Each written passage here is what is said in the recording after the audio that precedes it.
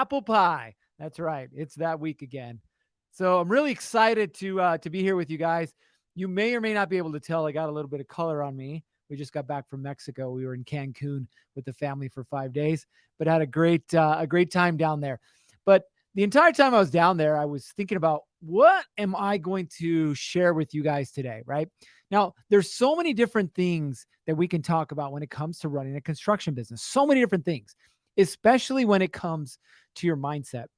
And as I was flying back, I was listening to an audiobook that I hadn't listened to in a while. And it's called Extreme Ownership. It was written by a gentleman by the name of Jocko Willink. Now, if you don't know who Jocko Willink is, highly recommend following the guy. He owns a jiu-jitsu gym in San Diego. And yes, I have been there. I've met the guy. He's a very intimidating fellow, but a really, really cool guy. But inside of his book, he talks about these different leadership principles. And I'll get into that in a minute. But what I really want to talk about starting off is each and every one of you, right? When you started your business, you figured, hey, there's a couple things I need to do. One, I need to find jobs, and two, I need to finish those jobs. And you were 100% right. But as your business grows, or as your business grew, you got to this point where you realized, I can't do this by myself. And some of you may be at this point right now. You're still the marketing guy. You're still the sales guy. You're still the guy that does the work. Oh, and you're the billing guy, and you're the books guy, which leaves you no time for you to do what you want to do. So I'm going to pause real quick. If you have joined us, we got a few of you here live. Go ahead and drop in the chat who you are and where you're joining us from. We've got Sonox Construction located in San Antonio, Texas. Welcome. If you're here, I will 100% shout you out. We want this to be a very interactive platform and an interactive forum. So drop to the right. Where is it that you're joining us from today?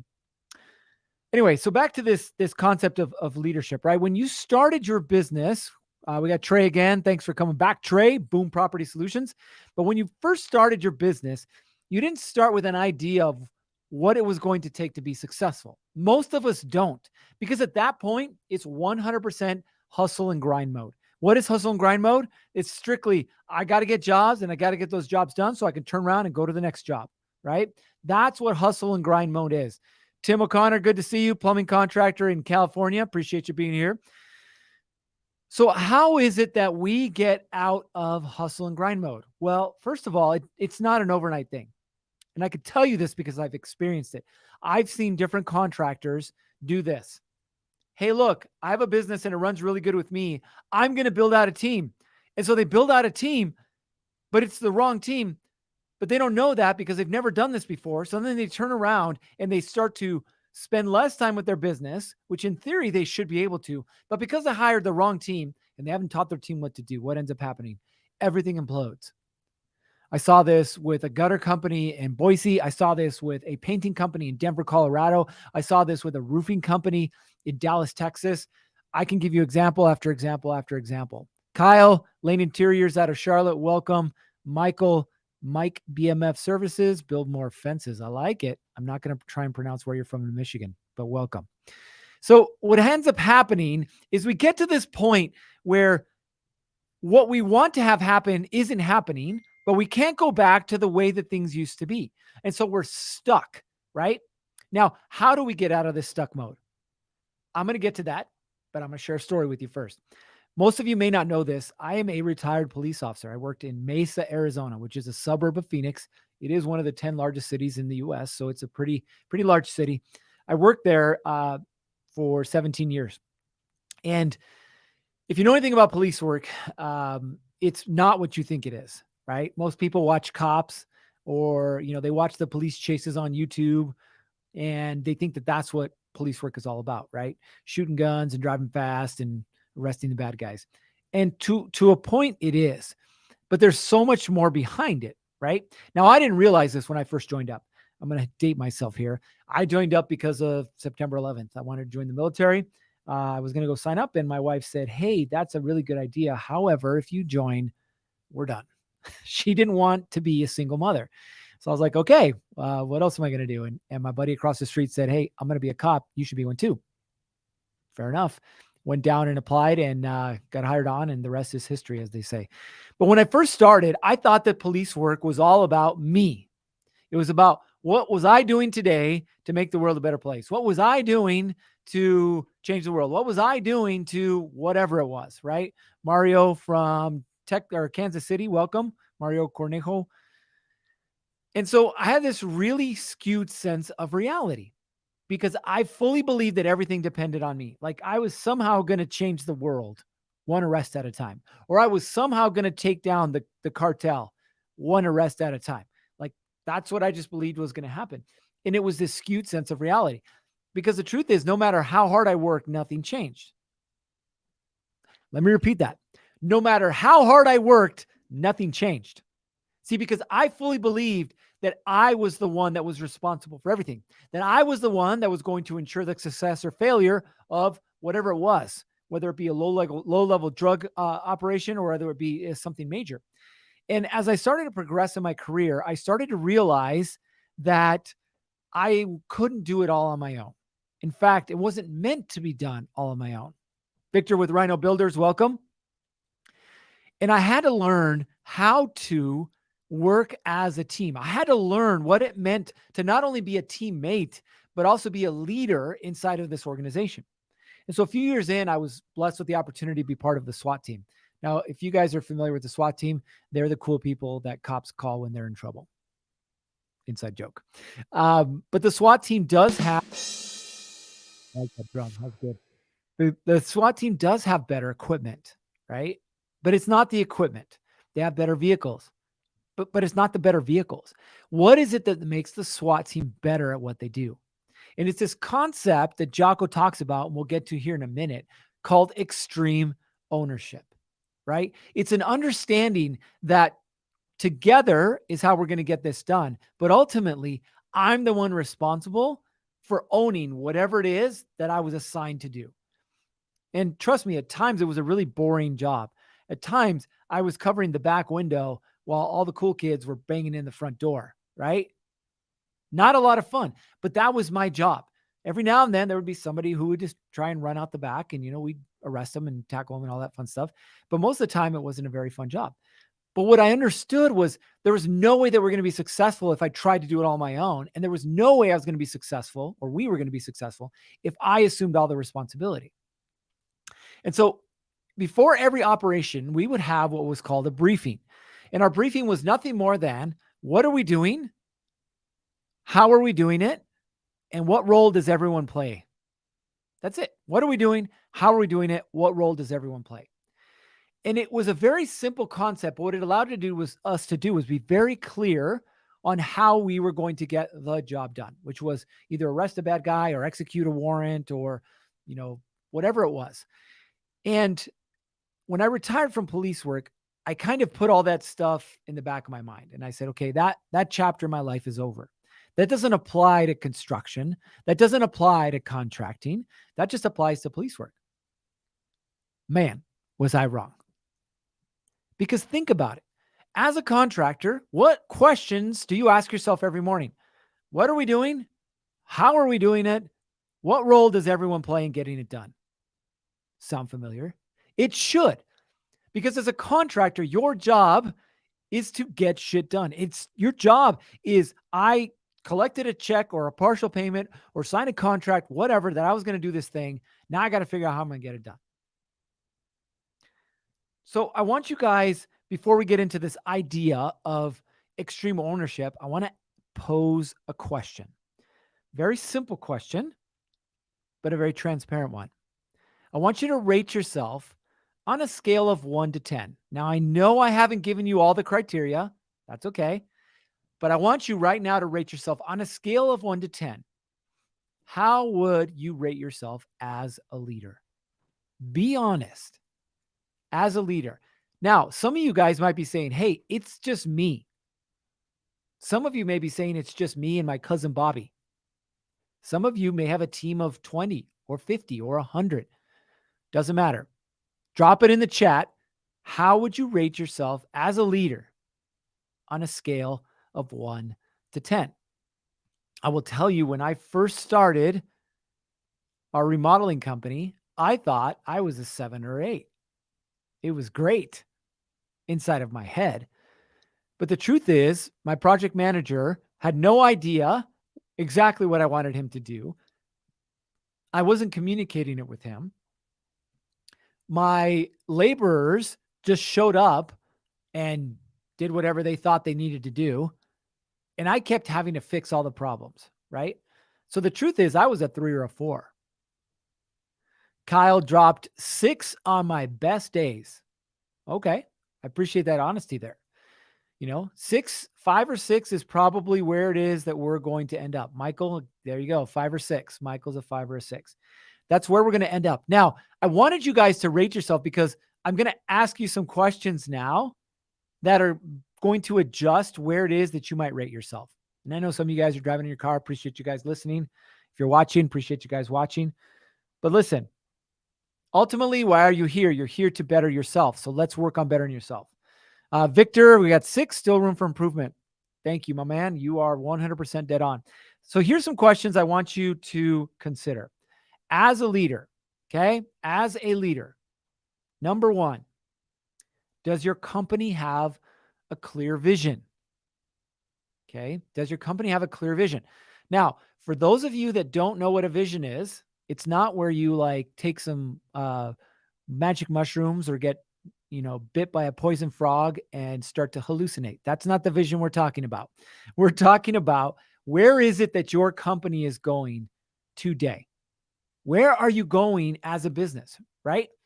When I was on the SWAT team, what we would do is we were very clear on what the target was. And the target might be arrest an individual, or it might be cover the undercovers so that they can go do a drug deal, or it might be execute a search warrant on a residence, any of a number of things. But we had a very clear vision. Where are we going? Okay. As a contractor, more importantly, as the owner of a contracting business, you need to have a clear vision. Where is it that we are going? You need to know that because it's going to influence the decisions you make, but your team needs to know that also. Why is it so important for your team to know where you're going? Because if they don't know where you're going, how in the hell are they going to help you get there? Right? If you guys have ever been in a boat, right, and with people with rowing, if you don't have everybody rowing in cadence in the same direction, what ends up happening with the boat? It literally spins in circles. It goes nowhere. And that's where most of your contracting businesses are right now. Congratulations, you're making money. That's great. But you're not going anywhere. And ultimately, we want you to go somewhere. Next question. Does your business, does your company have the right team? Now, this may apply to some of you and it might not apply to others, but I want you to start thinking this way. Because when we start off, odds are we're probably using family. Your mother might be your bookkeeper, or your wife might be your receptionist, or your brother might be your assistant. And it's okay. There's nothing wrong with that. But if you combine your vision, I'm building a $10 million roofing company, with the people around you, do you honestly believe that they are the people that are going to take you there? Again, it's not a reflection on them. It doesn't mean that they're good or bad people. It's just alignment. And I'll tell you, in the last 2 weeks, with 4 of the businesses that we work with, electrical company, pressure washing, roofing, and plumbing, 4 companies, they fired the most senior person on their team. One guy, he'd been around for 7 years. Why? Because if you're looking at winning this game that we call life, of which business is a big part of, if you're looking at winning, if you don't have the right team, what is the likelihood of you winning? You all watch sports. Some of you, it's football or baseball or basketball. Some of you, it's golf or tennis or pickleball. I'm not here to judge. But ultimately, if you don't have the right team, what's the likelihood of you winning? And we're here to win. I want you to win. Justin wants you to win. We all want you to win. But you have to get real with yourself if you want to win. And the only way that you win is having the right team around you. Going back to these companies, they had to let these people go. But as soon as they let them go, guess what? It allowed the team to align in a way that they were now lock in step with the vision of the business. Daniel just dropped a line, said, every Thursday I went over the company vision and goals. Why? Because they forget or veer off into their own vision. So true, Daniel. So true. Company vision and goals, right? And it's so important. Now, listen, here's the issue, okay? And we're not going to get too deep into this because this is a mindset thing on Mondays. But you need to understand the purpose of you having a vision is so you know where you're going, but also your people, right? Again, you are aligned. And as Daniel said, your people are going to forget because guess what? They're not there for you. They're there for themselves. And without getting too deep into it, your team needs to have their own vision and it needs to be aligned with yours, right? Their vision aligned with yours. In other words, if I've got John and John's my project manager, I'm building a $10 million remodeling company. John's got a ton of experience as a remodeler and he's my project manager. But if John has no desire to generate $250,000 for himself, then this probably isn't going to be the place for him. Why? Because I'm going to hold him to a higher standard. Yeah, John, I'll pay you $250,000, but you're going to work a $250,000 level or at a $250,000 level. So your people's visions of where they want to go and what they want need to fit within yours. Next question. We talked about the vision. We talked about your team. And then now's the third piece, which is the resources. Are you providing the right resources for your team to succeed? Now, what do I mean by that? Let's go back to John, the example. If John's my project manager, right, and I want to do $10 million a year, he's going to be hustling. But if John is still writing everything on a notebook, if John doesn't have access to a computer, if John is still driving around his 2002 beat up Chevy truck, am I giving my people the right resources that they need to succeed?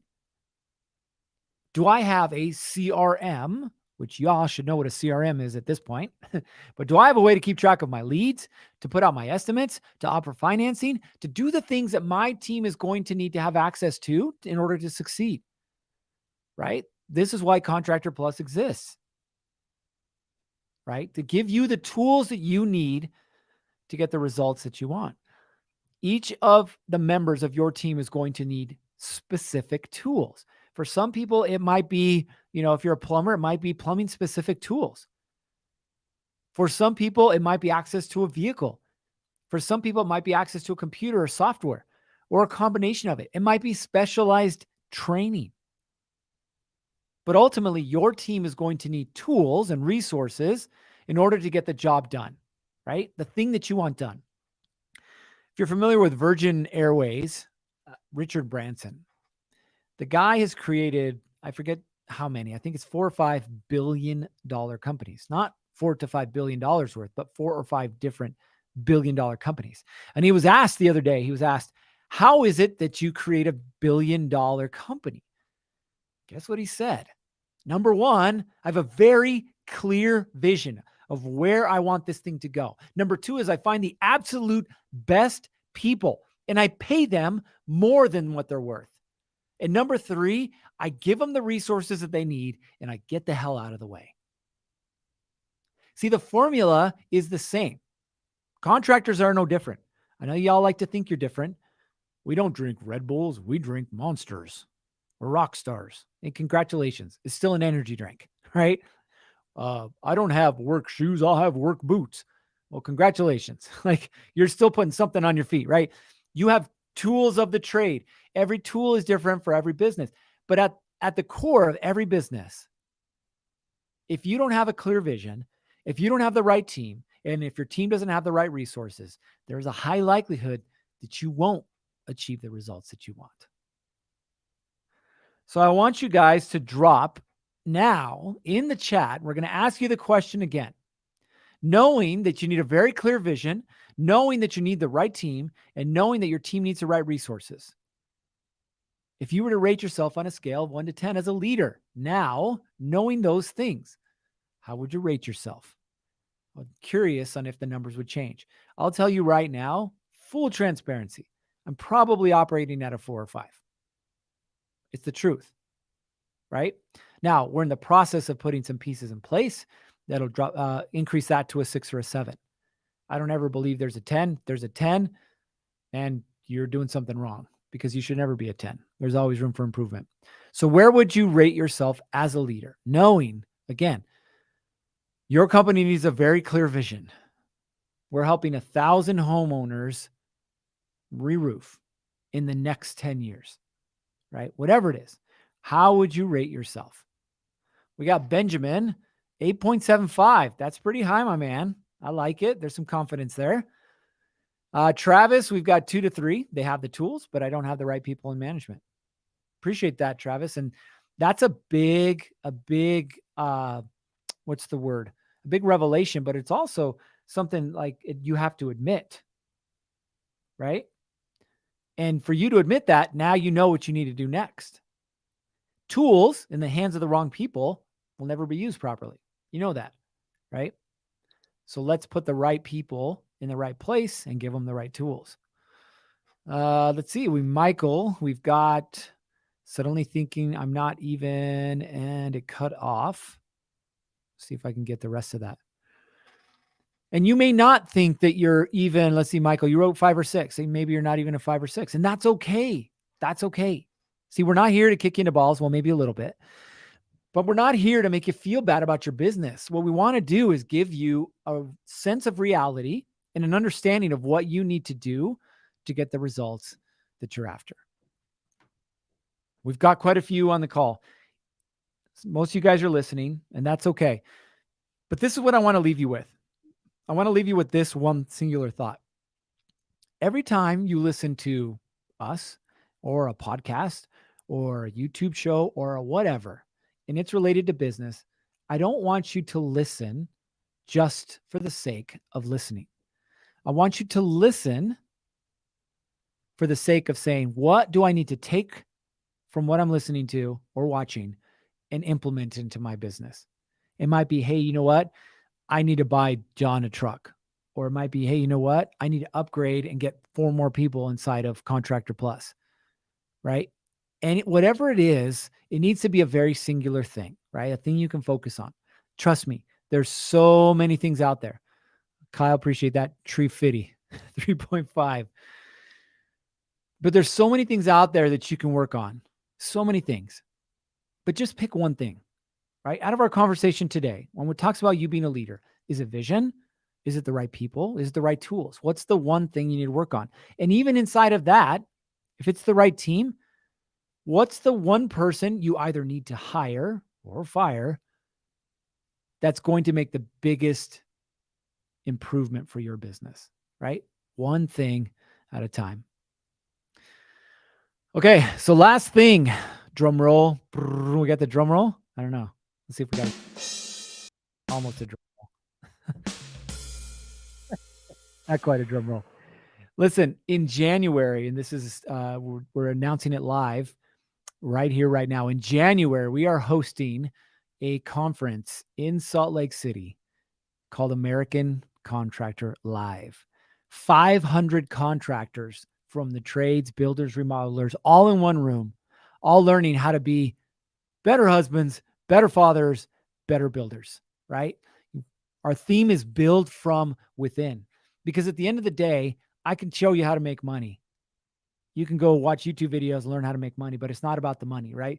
The money creates a lifestyle that you want, and that's what we're after. So we're going to have some special guests, some special speakers that have been in the real estate and contracting space from both sides as a contractor and then working with contractors, and built up 7 and 8 figure businesses, massive businesses. So what do they have to say? What can you learn from them? We're also going to have some inspirational and some motivational folks. James Lawrence, if you haven't heard of him, he's the Iron Cowboy. The man did 50 triathlons in 50 states in 50 days. Think about that for a minute. I've done a few marathons. I've never done a triathlon. So to do 50 in a row in 50 states in 50 days. And then he just wrapped up his latest feat, which was 100 triathlons in 100 days.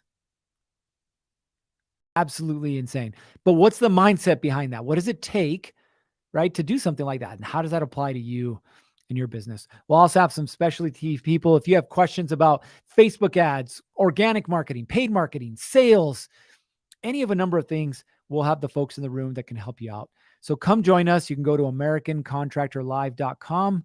I apologize. We are not mobile ready quite yet. We will be. Looks really cool on the desktop, but stay tuned. We're going to have some specials coming out for this group so that we can make sure that you're there. You can join us and together we can grow your business.